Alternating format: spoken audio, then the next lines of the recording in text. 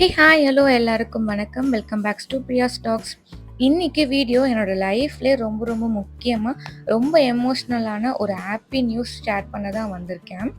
கடந்த ஒரு வருஷமாக நான் போட்டு உள்ள எல்லா ஹார்ட் ஒர்க்குக்கும் சுத்தமாக தூக்கமே இல்லாத ராத்திரிகளுக்கும் இன்னைக்கு ஒரு நல்ல பதில் கிடைச்சிருக்கு.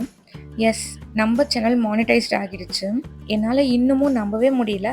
இந்த 1 இயர் ஜேர்னியில் நான் எப்படி ஸ்ட்ரகிள் பண்ணேன், யாரெல்லாம் எனக்கு பேக் எண்டில் சப்போர்ட் பண்ணாங்க, அண்ட் நீங்கள் காட்டின இந்த லவ்வுக்கு தான் இன்றைக்கி ஒரு ஸ்பெஷலான ரொம்பவும் மிராக்கலான ஒரு விஷயம் நடந்த மாதிரி நான் ஃபீல் பண்ணுறேன். ஸோ அதை இன்றைக்கி நான் செலிப்ரேட் பண்ண போகிறேன். எப்படின்னா, என் மாமியார் சொன்ன மாதிரி ஒரு ரெஸ்டாரண்ட் ஸ்டைலில் சிக்கன் பிரியாணி செஞ்சு நாங்கள் எல்லாருமே செலிப்ரேட் பண்ண போகிறோம். 15 மினிட்ஸ்க்குள்ளே என்னோடய ரியல் ஃபீலிங்ஸ் ஷேர் பண்ணியிருக்கேன். ஸோ ஸ்கிப் பண்ணாமல் ஃபுல்லாக பாருங்கள். இப்போ வீடியோக்குள்ளே போகலாம் வாங்க. ஸ்மைல் பண்ணு. ஃபர்ஸ்ட் இன்னைக்கான ரொட்டீன் பார்த்துடலாம். மார்னிங் எழுந்ததும் இந்த ஜீரா தண்ணி தான். பிகாஸ் லெமன் வாட்டர் குடிக்கிறதுக்கு கொஞ்ச நாள் ஸ்டாப் பண்ணி வச்சுருக்கேன். அது டயட் இருக்கும் போது குடிச்சிட்டு இருந்தேன். இப்போ நான் டயட்டையே சுத்தமாக கம்ப்ளீட்டாக ஸ்டாப் பண்ணிட்டேன் அப்படின்றதுனால இந்த ஜீரா தண்ணி தான் நல்லா சூடாக குடிச்சிட்ருக்கேன். அண்ட் பிரேக்ஃபாஸ்ட்டுக்கு என்ன பண்ணியிருக்கேன்னு பார்த்தீங்கன்னா, தோசை ஊற்றிட்டு சட்னி தான், தேங்காய் சட்னி போட்டிருக்கேன். அர்ஷாவை எங்கன்னு தேடினா பார்த்தா சார் வந்து வெளியே விளையாடிட்டு இருந்தார் அவரோட ஃப்ரெண்ட்ஸோட. ஸோ டிஃபன் பாக்ஸ்குள்ளே தோசையை போட்டு எடுத்துகிட்டு போயிட்டேன். ஏன் இந்த மாதிரி டிஃபன் பாக்ஸில் கொண்டு போனேன்னு பார்த்தீங்கன்னா, அர்ஷா பிறந்தப்பவே ஸ்ட்ரீட்டில் வந்து நிறைய பசங்க இருந்திருந்தாங்க. புதுசாக பிறந்த நியூபார்ன் சொல்கிறேன். அப்போது ஒரு பாப்பாவோட பாட்டி வந்து எனக்கு கற்றுக் கொடுத்தாங்க, வெளியே கொண்டு வந்து ஊட்டும் போது பிளேட்டில் கொண்டு வந்து ஊட்டக்கூடாது, நல்லா ஒரு மூடி போட்டு யாருக்கும் நம்ம என்ன ஊட்டோன்னு தெரியாத மாதிரி இருக்கணும், இல்லைனா திஷ்டி மாதிரி படும் குழந்தைங்களுக்கு அப்படின்னு சொல்லிட்டு சொல்லி கொடுத்தாங்க. அதுலேருந்து வெளியே கூட்டிகிட்டு வந்து அவனை ஊட்டுறேன் அப்படின்னாவே இந்த மாதிரி டிஃபன் பாக்ஸ்குள்ளே போட்டு தான் கூட்டிகிட்டு வரது வெளியே. இப்போ அவனுக்கு பிரேக்ஃபாஸ்ட் முடிச்சாச்சு. நான் ரிலாக்ஸ்டாக உட்காந்துருந்தேன். உடனே ஒரு 11 o'clock போல் நான் சொன்ன உடனேவே என் ஹஸ்பண்ட் போயிட்டு வாங்கிட்டு வந்துட்டாரு சிக்கனை. ஒரு 1/2 kg தான் வாங்கினோம், 1 kgலாம் வாங்கலை நாங்கள். ஸோ இன்றைக்கி என்னென்ன பண்ண போகிறோன்னு பார்த்தீங்கன்னா, சிக்கன் பிரியாணி, கொஞ்சமாக சிக்கன் தொக்கு, அண்ட் அது கூட ஒரு பாயில்டு எக்கும் செய்ய போகிறேன். சிக்கன் கிரேவிக்குன்னு ஒரு 1/4 கிலோ தனியாக வாங்கிட்டு வந்திருந்தாரு. ஸோ 3/4 கிலோ ஆச்சு டோட்டலாக. இந்த சிக்கன் பிரியாணி நான் எப்படி பண்ணியிருக்கேன்னு பார்த்தீங்கன்னா, நார்மலாக எல்லாரும் செய்கிற சிக்கன் பிரியாணி மாதிரி தான் இருக்கும். பட் ஒரு விஷயம், லாஸ்ட்டாக வந்து தேங்காய் கூட லெமனை ஆட் பண்ணி தயிரும் ஆட் பண்ணி நான் அதில் ஸ்ட்ரைட்டாக ஆட் பண்ணியிருக்கேன். பிகாஸ் இந்த ஸ்டைல் வந்து என் மாமியார் ஸ்டைல் தான். அவங்க தான் வந்து இந்த மாதிரி லாஸ்ட்டாக வந்து எல்லாம் முடிச்சுட்டு இப்போ குக்கரை மூட போகிறோம் இல்லை தம் வைக்க போகிறோம் அப்படின்னா, அந்த கடைசி நிமிஷத்தில் ஒரு பத்த தேங்காய் வந்து அரைச்சி அது கூட ஒரு லெமன் ஃபுல்லாக பிழிஞ்சிட்டு அது கூடவே ஒரு 2 ஸ்பூன் அளவுக்கு நல்லா திக்கான கர்டாக ஆட் பண்ணி பிரியாணியில் ஆட் பண்ணிடுவாங்க ஃபைனலாக. அதுக்கப்புறமா தம் வைக்கட்டோ இல்லை மூடி போட்டு 2 விசில் விற்கிறதோ விட்டுருவாங்க. ஸோ நானே இதை கற்றுக்கிட்டேன். பட் இது வரைக்கும் அவ்வளோவா செஞ்சதில்லை. இதுதான் ஃபர்ஸ்ட் டைம் நான் செய்கிறது. என் ஹஸ்பண்ட் நடுவில் வந்து கொஞ்சம் சொதப்பி விட்டுட்டு போயிட்டார். என்னன்னா, சிக்கன் நல்லா மஞ்சள் போட்டு கழுவிட்டார். நான் ஆல்ரெடி வாஷ் பண்ணி தான் வச்சுருந்தேன். அவருக்கு வந்து தெரியல போல, நான் வாஷ் பண்ணலன்னு நினச்சிட்டு எனக்கு ஹெல்ப் பண்ணுறன்ற பேரில் மறுபடியுமே உள்ளே வந்து அதை மஞ்சள் போட்டு வாஷ் பண்ணிவிட்டு பிரியாணி ஃபுல்லாக மஞ்சளாக இருந்துச்சு. எனக்கு அது மட்டும் சுத்தமாக பிடிக்கல. அண்ட் நான் இது ப்ரிப்பேர் பண்ணிகிட்டு இருக்கும் போதே வெளியே ஐஸ்கிரீம் வண்டி வர சவுண்டு கேட்டுச்சு. அவ்வளோதான், சாருக்கு வந்து சொல்லவா வேணும், போய் 2 பேருமே நின்றுட்டு ஐஸ்கிரீம் வாங்கிட்டு நின்றுருக்காங்க. ஸோ எனக்கும் ஒன்று வேணும்னு சொல்லி எனக்கும் ஒன்று வாங்கிட்டு வந்து வீட்டுக்குள்ளே உட்காந்து சாப்பிட்டுட்டு இருந்தேன். அர்ஷாக்கு வந்து இந்த மாதிரி கோன் வந்து சின்ன பசங்களுக்கு கொடுத்தா அவ்வளோவா ஒழுங்காக சாப்பிட மாட்டாங்களா. ஸோ அவனுக்கு வந்து ஃபுல்லாக க்ரஷ் பண்ணி ஒரு கப்பில் போட்டு கொடுத்துருச்சு ஸ்பூனோட. அவன் அழகாக சாப்பிட்டுப்பான் அவனே. அண்ட் மிச்சம் இருந்த ஹவுஸ் ஹோல்ட் ஒர்க்ஸ்லாம் முடிச்சுட்டு இருந்தேன். நான் வந்து இன்றைக்கி தம் வைக்கல, குக்கரில் வந்து அப்படியே விட்டுட்டேன், விசில் வச்சிடலான்னு சொல்லிட்டு 2 விசில் விட்டுருந்தேன். ஸோ அதுக்காக அதை வச்சுட்டு வரத்துக்குள்ளே, அந்த விசில் வர்றதுக்குள்ளே இந்த வேலையெல்லாம் முடிச்சிடலாம்னு சொல்லிட்டு இதுக்கெல்லாம் வந்துட்டு இருந்தேன்.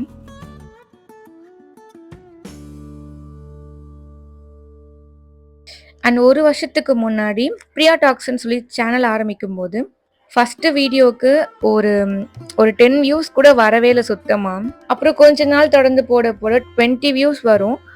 அப்போல்லாம் ரொம்ப ஃபீல் பண்ணுவேன் நான். ஆக்சுவலாக நான் வந்து ரீஸ்டார்ட் பண்ண சேனல் இது. ஒரு 4 இயர்ஸ்க்கு முன்னாடியே நான் ஸ்டார்ட் பண்ணியிருந்தேன். கொஞ்சமாக வீடியோஸ் போட்டு அதுக்கப்புறம் டோட்டலாக ஸ்டாப் பண்ணிவிட்டு ஜாபுக்கு போக ஆரம்பித்தேன். ஸோ அதனால் ஃபுல்லாகவே அதை ஸ்டாப் பண்ணிவிட்டேன். அதுக்கப்புறம் தான் ஒரு 4 வருஷத்துக்கு அப்புறம் மறுபடியும் ரீஸ்டார்ட் பண்ணி 1 இயர் இப்போ கம்ப்ளீட் ஆகிருக்கு. மானிடைசேஷனுக்கு போகிற அளவுக்கு கூட சேனல் வரும்னு சுத்தமாக நினைக்கல.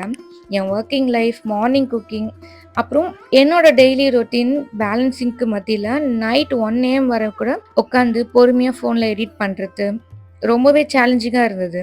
சில சமயம் டயர்டாகி ஸ்டாப் பண்ணலாம் அப்படின்னு தோணும் போதெல்லாம் நீங்கள் போடுற likes and single positive comments தான் என்னை தொடர்ந்து ஓட வச்சுது. எனக்கு ரொம்ப மோட்டிவேட்டாகவும் இருந்தது. அதனால தான் நான் கண்டினியூஸாக இந்த 1 இயர் கரெக்டாக போட்டு இந்த ஷார்ட் டேர்ம் கோலை அச்சீவ் பண்ணியிருக்கேன். ஸோ உங்களோட சப்போர்ட்டுக்கு ரொம்ப ரொம்ப தேங்க்ஸ்.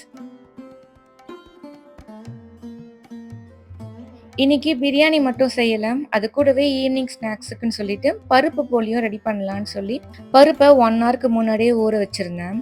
அண்ட் அப்போவே மாவும் பிசைஞ்சு வச்சுட்டேன். ஆக்சுவலாக ஒரு விஷயத்த நோட்டீஸ் பண்ணியிருப்பீங்க, நான் வந்து மாவில் மஞ்சத்தூளே போடல கலருக்கு. டோட்டலாக அந்த விஷயத்த மறந்துட்டேன் நான். எப்படி மறந்தேன்னு எனக்கு சுத்தமாக தெரியல, பட் நான் அதை சுத்தமாக மறந்துட்டேன் நான். எங்கள் அம்மாலாம் இந்த வீடியோ பார்த்தாங்கன்னா எனக்கு கேவலமாக திட்டுவாங்க ஃபோன் பண்ணி.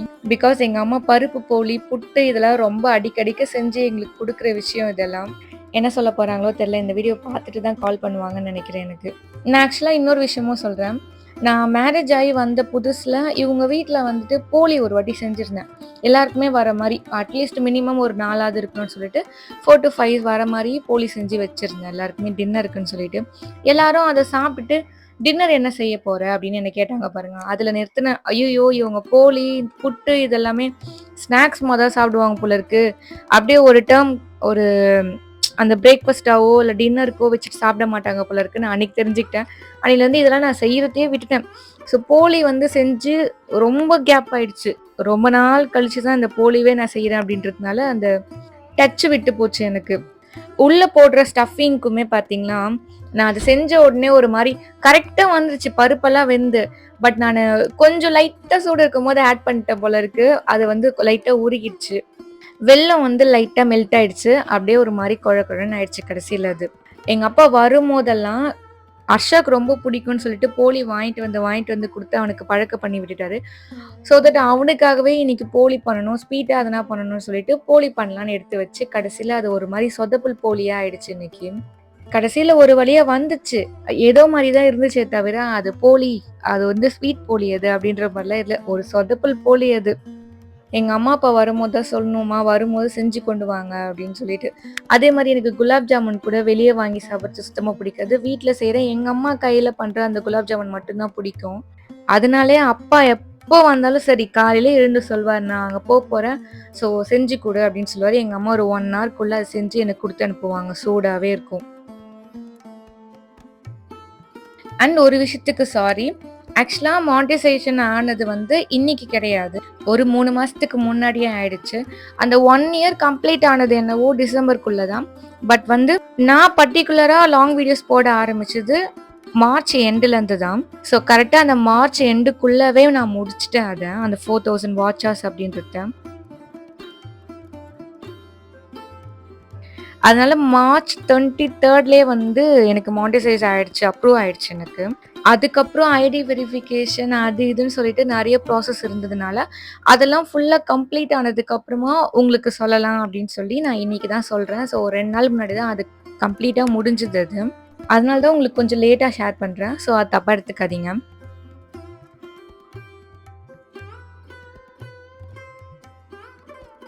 இந்த 1 இயரில் நான் பண்ண ரொம்ப முக்கியமான மிஸ்டேக்ஸும் அதில் இருந்து நான் கற்றுக்கிட்ட விஷயங்களும் உங்ககிட்ட ஷேர் பண்ணுறேன்.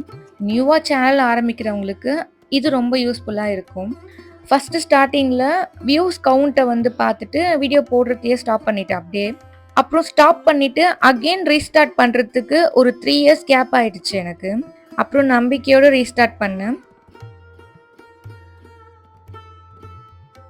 செகண்ட் ஒன், பேக் எண்டில் சிஓ டேக்ஸ் அண்ட் கேட்டகரி செட்டிங்ஸ்லாம் சரியாக பண்ணாமல் இருந்தது. இப்போதான் என்னோட நைட்ஸ் என்னன்னு தெரிஞ்சு எனக்கு என்ன வருமோ அதை கரெக்டாக ஃபைண்ட் அவுட் பண்ணி அதை ஃபாலோ பண்ணி போயிட்டு இருக்கேன். சேனலை நல்லா இம்ப்ரூவும் பண்ணியிருக்கேன்.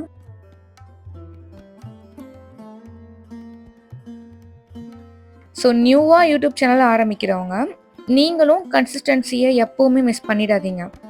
இந்த அச்சீவ்மெண்ட் வந்து என்னோட தனி உழைப்பு மட்டும் இல்லை, என்னோட ஹஸ்பண்ட், என் பேரண்ட்ஸ், முக்கியமா என்னோட ஸ்கூல் அண்ட் காலேஜ் ஃப்ரெண்ட்ஸ்ன்னு எல்லாரும் எனக்கு ரொம்ப சப்போர்ட்டிவா இருந்தாங்க.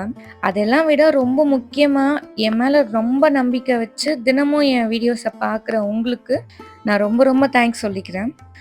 யூடியூப் ரீஸ்டார்ட் பண்ணி என்னோட ஷார்ட் டேர்ம் கோலா இருந்தது சேனல் ஃபர்ஸ்ட் மானிட்டைசேஷன் ஆகுறது மட்டும்தான். நெக்ஸ்ட் டார்கெட் நம்ம சில்வர் ப்ளே பட்டன் வாங்குறது தான். பட் அதுக்கு முன்னாடி பேமெண்ட் ஃபர்ஸ்ட் வாங்கணும். அதுக்குள்ள இதெல்லாம் நடந்துரும் நம்பிக்கை இருக்கு எனக்கு.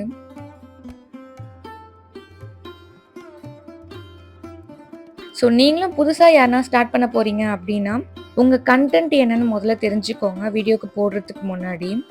அதுக்கப்புறம் அதில ஒரு கன்சிஸ்டன்சி வச்சுக்கோங்க. ஷெட்யூல் போடுங்க, ஸ்கிரிப்ட் எழுதுங்க. உங்களுக்கு என்னென்ன வேணுமோ ஒவ்வொரு வீடியோக்குமே ஸ்கிரிப்ட் ரொம்ப முக்கியம். அதை எழுதி பழகுங்க. அதுக்கப்புறம் உங்களுக்கு நார்மலா ஆயிடும். கேஷுவலா எழுதுவீங்க எல்லாமே நீங்க. என்ன மாரி நீங்களும் இந்த மாரி ஒரு மானிடைசேஷன் ஹேப்பினஸ் வீடியோ போடணும்னு நானும் ஆசைப்படுறேன்.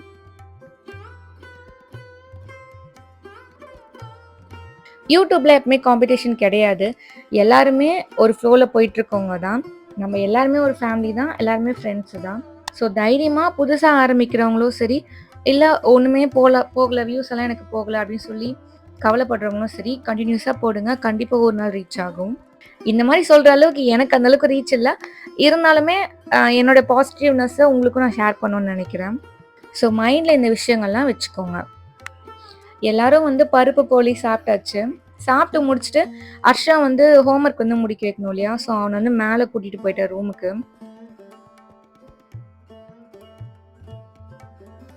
நான் நார்மலா லாகின் பண்றேன் அப்படின்னாவே இந்த ரூம்க்கு ஓடி வந்துருவான் இவன். வீட்ல இருந்தா இவன்கிட்ட இதுதான் பிரச்சனை. ஸோ அவன் இல்லாதப்ப தான் எந்த சவுண்டும் இல்லாம, எந்த டிஸ்டர்பன்ஸும் இல்லாம வொர்க் பண்ற மாரி இருக்கும் எனக்கு. இன்னைக்கு வந்து சார் வந்து ஹோம்வொர்க் பண்றாரு. ஜிஏ மட்டும் தான் இன்னைக்கு. வேற எதுவும் குடுக்கல அவனுக்கு ஹோம்வொர்க் ஹெவியா இன்னைக்கு. இதுல வேற பின்னாடி வீட்ல வந்து போர் போட்டுட்டு இருந்தாங்க. அது வேற ஒரு பக்கம் சவுண்டாவே இருந்துச்சு. அந்த விஷயத்த வேற நானும் ஆஷாவும் ஓடி போய் அவங்க வீட்டாண்ட வரைக்கும் பார்க்கணும்னு ஆசைப்பட்டோம். பட் என் ஹஸ்பண்ட் திட்டுவாருன்னு சொல்லிட்டு மொட்டை மாடில போய் நின்னு பார்த்துட்டு இருந்தோம் நாங்க 2 பேருமே. இவன் வாமா அங்க போலாம், வாமா அங்க போலான்றான். வேணாடா சும்மா இருடான்னா, என் பேச்சே சுத்தமா கேட்கல இவன். அண்ட் அதே மாரி இந்த தேங்காய் வந்து எங்க அப்பா வரும்போது கொண்டு வந்துட்டு இருந்தாரு. குடியாத்தத்துல வந்து இது வந்து ரூ. 10 தானாம். எங்க அப்பா அது வாங்கி அவரே வந்து உரிச்சுப்பேன்னு சொன்னாரு. ஸோ எனக்கும் இத வாங்கிட்டு வந்து குடுத்துருந்தாரு. இது வந்து இப்படி தலைகீழாவோ இல்ல படுக்கவோ வைக்கக்கூடாது. இப்படி இந்த ஷேப்ல தான் நிக்க வைக்கணும்னு சொல்லி குடுத்துட்டு போனாரு. அப்பதான் அது கெட்டு போகாம இருக்கும் அப்படின்னு சொல்லிட்டு. அதனால நான் இந்த இடத்துலயே வச்சுட்டேன். மழையில நனைஞ்சா எதுனா ஆகுமாமான்னு கேட்டேன். அதெல்லாம் ஒண்ணும் ஆகாது. நீ தாராளமா வைக்கலாம் அப்படின்னு சொல்லிட்டாங்க. ஸோ தட் நான் இங்கேயே வச்சுட்டேன் கடைசியில அத.